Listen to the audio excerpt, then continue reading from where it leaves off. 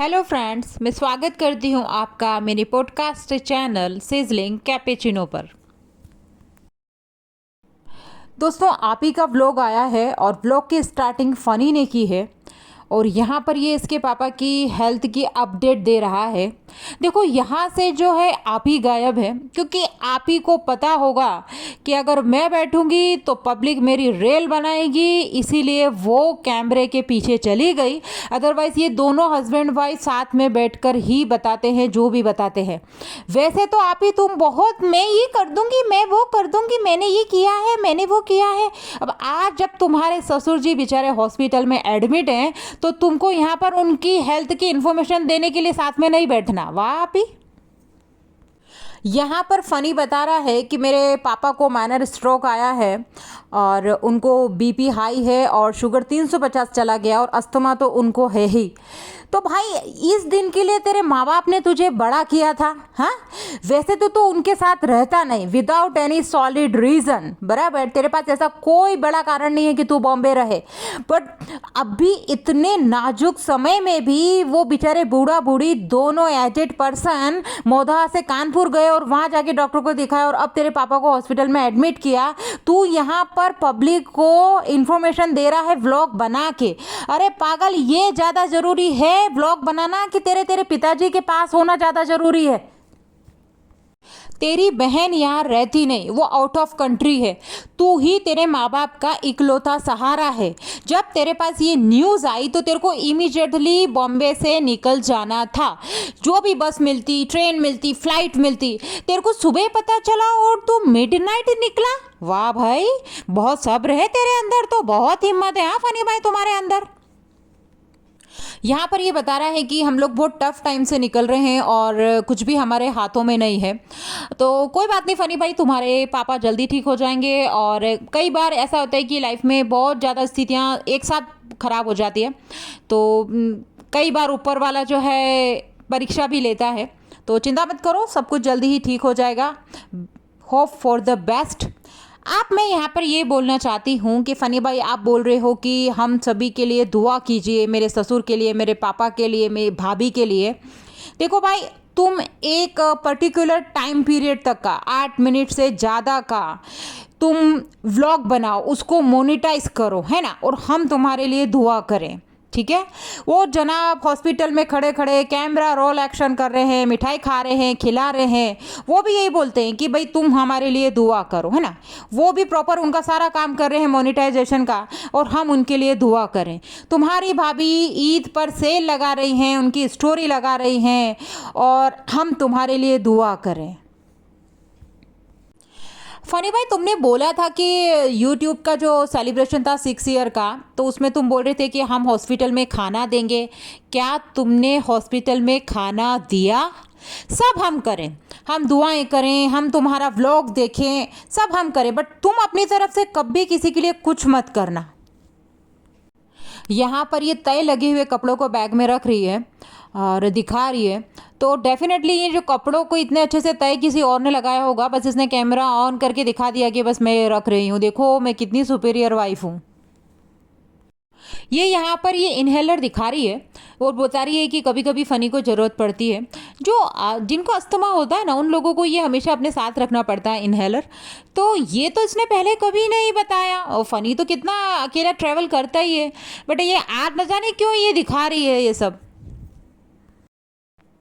अभी यहाँ पर बता रही है कि फ़नी के पापा की तबीयत ख़राब है, आपको फ़नी ने बताया ही है। देखो दोस्तों, लाइट इसने टिंट लगाया है गालों पे, मतलब तू टिंट लगा, ये तेरा बंद नहीं होना चाहिए। इसके भाई ने व्लॉग में बताया है कि इसके पापा रिकवरी मोड पर आए हैं, तो इसको बस ये हो ही गया होगा कि बस अब जैसे ही ये मेरा भाई जो है व्लॉग डाले, और उसके बाद मैं व्लॉग डालने ही वाली हूँ, क्योंकि ये शांत बैठ ही नहीं सकती। इसने तो बहुत व्लॉग बनाए होंगे, पर अब अपलोड कैसे करे ऐसी सिचुएशन में। तो इन्होंने जो है अभी 10 से 11 मिनट का अप्रोक्स व्लॉग डाल ही दिया। आप मुझे ये बताओ दोस्तों कि ये मौदाहा क्यों नहीं गई। इसकी बूढ़ी सास बेचारी वो इसके हस्बैंड को हॉस्पिटल में एडमिट करके इधर उधर रिपोर्ट लेके डॉक्टरों के पास दौड़ रही होगी, तो उस लेडी की सपोर्ट के लिए इसको जाना था। अगर आप कहो कि अरे इसके पापा भी तो एडमिट हैं, भाई इसके पापा अभी रिकवरी मोड पर आए हैं, पहले से अच्छे हो गए हैं और उनके साथ ऑलरेडी यहाँ पर बहुत ज़्यादा लोग हैं, बट इसको अभी इस सिचुएशन में इसके इन लॉज के पास होना चाहिए था। क्योंकि देखो आप अभी इसमें क्या होता है, डॉक्टर बहुत ज़्यादा बार बार ये मेडिसिन लाइए, वो मेडिसिन लाइए, ये टेस्ट कराइए, तो ऐसे में इन दोनों हस्बैंड वाइफ को वहाँ पर होना चाहिए था। ये बोल रही है कि आप सभी दुआ कीजिएगा और जितनों ने भी दुआ करी उसके लिए थैंक यू। अब देखो दोस्तों, इसके व्लॉग में कमेंट्स के अंदर कुछ लोग मदद मांगते रहते हैं। या तो कुछ लोग कहते हैं कि आप ही प्लीज़ आपके पुराने कपड़े दे दो, कुछ लोग कहते हैं कि प्लीज़ मुझे कुछ काम दे दो, मुझे सख्त ज़रूरत है, कुछ लोग कहते हैं कि आपकी सीट साइकिलिंग बता दो, कुछ लोग कहते हैं कि यार मुझे फाइनेंशियली थोड़े पैसे दे दीजिए, मुझे बहुत ज़्यादा ज़रूरत है अभी। देखो, एक कमेंट्स मैंने रीड किया था, उसमें लिखा था एक लड़की ने कि मेरी 3 साल की छोटी बच्ची है और मेरी किडनी फेल हो गई है, तो मेरे पास में डायलिसिस के पैसे नहीं हैं, तो अभी प्लीज़ मेरी थोड़ी हेल्प कर दो। बट आप ही को तो ऐसे में ऐसा सांप सूंघता है। ऐसा नहीं है दोस्तों कि ये कमेंट्स रीड नहीं करते, ये कमेंट्स भी रीड करती है और कमेंट्स को हार्ट भी देती है, बट ऐसे ज़रूरतमंद लोगों को ये टोटली इग्नोर कर देती है। देखो आप ही, तुम आज चारों तरफ से परेशानी में घिरी हो, हाँ मुझे पता है तुम टफ टाइम से निकल रही हो, पर आज अगर ये तुम्हें थोड़ी थोड़ी इन लोगों की हेल्प करती रहती ना, जैसे तुम्हारा यूट्यूब कैरियर स्टार्ट हुआ तब से, तो आज ये इतना ज़्यादा सब कुछ नहीं होता। क्योंकि दान कभी वेस्ट नहीं जाता। तुम लोगों से कह रही हो कि दुआ करो, अरे सब कर रहे हैं और सब ठीक हो जाएगा, बट आप ही उन लोगों का क्या जो तुम्हारे इससे बहुत उम्मीद से मदद मांगते हैं। लड़कियां कह रही हैं कि आप जो कपड़े हमको डोनेट करेंगी उनका एड्रेस दे दीजिए, कहाँ पर आप आएंगी कपड़े डोनेट करने। तो मतलब बेचारे पब्लिक की स्थिति कैसी है, पर तुम्हें कोई फर्क नहीं पड़ता, तुम किसी की परेशानी को कभी सीरियसली नहीं लेती।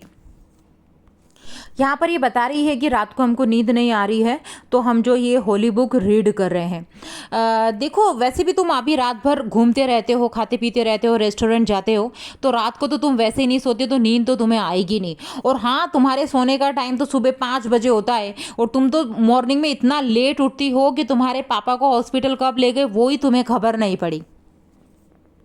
यहाँ पर ये बता रहे हैं कि देखो जो बेबी फैदर है वो शूज़ पकड़ लिया है और फ़नी को जाने नहीं दे रहा है। देखो छोटे बच्चे हैं ना, ऐसे ही करते हैं। अगर लड़के ऑफिस भी जाते हैं या मार्केट भी जाएंगे तो छोटे बच्चे जो हैं वो रोने लगते हैं, उनको पापा के साथ जाना होता है। बट नहीं, इनको तो यहाँ भी इमोशनल एंगल गुजरना है, यहाँ भी इनको सिंपैथी लेनी है। वैसे तो वो बच्चा हमेशा रोता होगा जब भी फ़नी कहीं जाता होगा, बट इन्होंने पहले नहीं दिखाया, ये सब इन्होंने आज ही दिखाया। यहाँ पर ये बता रहा है कि मुझे फ़्लाइट में डर लगता है, तो मैंने मेरे कज़िन को पूना से बुलाया है। फ़नी भाई, तुम सऊदी जॉब करते थे तो क्या इंडिया से सऊदी अरब तुम कौवे के ऊपर बैठकर जाते थे या फिर तो एटलस साइकिल लेके जाते थे हैं? ये मतलब क्या है, वो मैडम भी जो एयर होस्टेस थी और वो इन लोगों से जुड़ने के बाद में उसको लिफ्ट में भी डर लगने लगा। मतलब मिडिल क्लास से रिलेट करने के लिए अभी तुम कुछ भी बोलते हो। अभी तो भाई तेरे को ये डर होना चाहिए कि एज सुन एज पॉसिबल तू तेरे पापा के सामने जाके खड़ा हो, रेदर देन कि मुझे फ्लाइट से डर लग रहा है।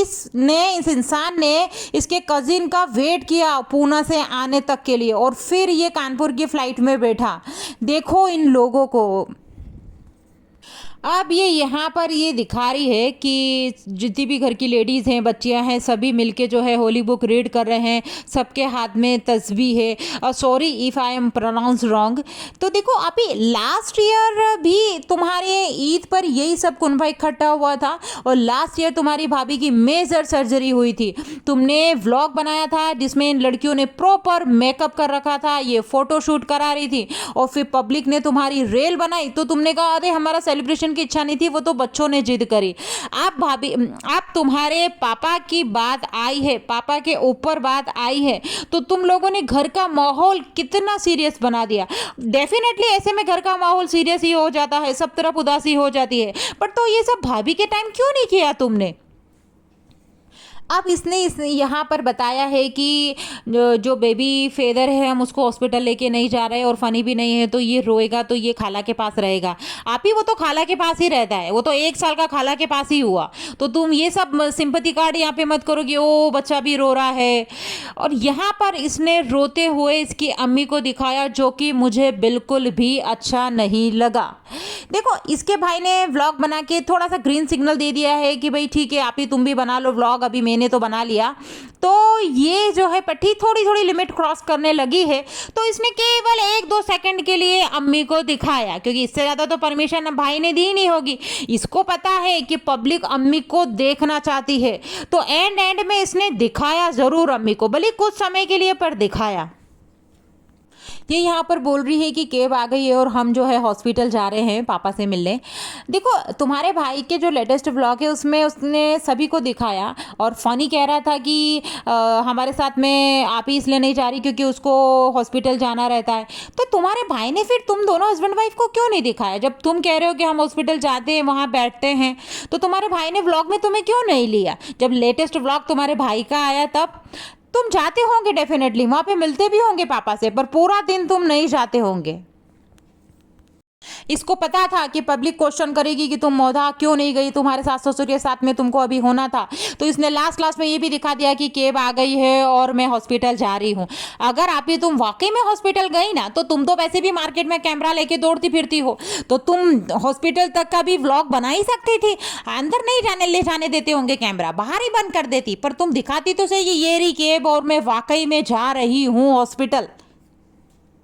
इस पूरे ग्रुप में वो लड़की जो है गांव वाली शहर वो भी आई है। अब वो अकेली तो आई नहीं होगी, छोटी बच्ची है, अब उसको कौन लेकर आया क्या, ये इन लोगों ने कुछ भी नहीं बताया। हालांकि ठीक है अभी माहौल घर का बहुत ज़्यादा सीरियस है, ऐसे में ये छोटी छोटी चीज़ तो नहीं बताएंगे। यहाँ पर ये बता रही है कि पापा से मिलने के लिए बहुत हिम्मत जुटानी पड़ती है। देखो आप ही तुम जो पोर्ट्रे कर रही हो ना कि मतलब मैं बड़ी सॉफ्ट हार्टेड और बहुत नाजुक लड़की हूँ और घबरा जाती हूँ, वैसा लगता नहीं। क्योंकि वो लड़कियां जिनके तुम बनना चाह रही हो ना, वो लड़कियां इतने में तो बहुत ज़्यादा घबरा जाती हैं, उनको दिन रात का होश नहीं होता और किसी से भी बात करती हैं तो उनके पापा के बारे में बताकर रोने लगती हैं। तो आपका तो क्या है कि आप कैमरा उठा रही हैं, व्लॉगिंग कर रही हैं, एडिटिंग कर रही हैं, कट्स लगा रही हैं, आपके व्लॉग को मोनेटाइज कर रही हैं, और जो आपका रिचुअल चलता आया है कि पहले आपका भाई व्लॉग डालेगा फिर आप व्लॉग डालेंगे, तो आप वो भी बराबर प्रॉपर फ्लो फॉलो कर रही हैं। तो आप ही वो तुम बनने की कोशिश मत करो हाँ उन लड़कियों में से कि जो प्योर सोल होता है और जो बेचारी बहुत डरी हुई रहती है, वैसी तुम नहीं हो आप ही। पूरे ब्लॉग में कुछ भी नहीं था दोस्तों, बस ये इम्पॉर्टेंट था कि उसके पापा की जो है तबीयत का ठीक नहीं है और उनको स्ट्रोक आया है फ़नी के पापा को। तो यार बहुत दया आती है हाँ उन पे, अंकल आंटी पे, फ़नी के मम्मी पापा पे। बेचारे जल्दी ही ऊपर वाला उन अंकल को अच्छा करे और वो भी हंसते हुए हॉस्पिटल से घर जाएं, ये मेरी दुआ है। और देखो व्लॉग का तो क्या था कि ये नहीं बनाती तब भी चलता, ये इंस्टाग्राम पे एक स्टोरी लगा देती तब भी चलता, बट अभी क्या होता है कि इसको व्लॉग तो हर हालत में बनाना ही है। ये कैसे भी करके व्लॉग तो बनाएगी, इसने बड़ी मुश्किल से अभी अपने आप को रोक रखा होगा इतने दिनों। तो बस कुछ ऐसा था नहीं दोस्तों हाँ व्लॉग में ज़्यादा। मेरी फ़नी को एडवाइस है कि फ़नी तुम अपने पेरेंट्स को मुंबई लेकर आओ, जब उनकी तबीयत स्टेबल हो जाए, सब कुछ ठीक हो जाए, और मुंबई में अपने साथ ही रखो, क्योंकि डेफिनेटली यहाँ पर बहुत अच्छे हॉस्पिटल्स हैं, अच्छे डॉक्टर्स हैं, तो उनके लिए बहुत अच्छा होगा। और अब बहुत एज भी हो गई है दोनों हस्बैंड वाइफ की उनकी, और उनको तुम्हारे सहारे की बहुत ज़रूरत है, और तुम उनके इकलौते लड़के हो तो तुम्हारी रिस्पॉन्सिबिलिटी बनती है जनाब से कुछ सीखो तुम फ़नी।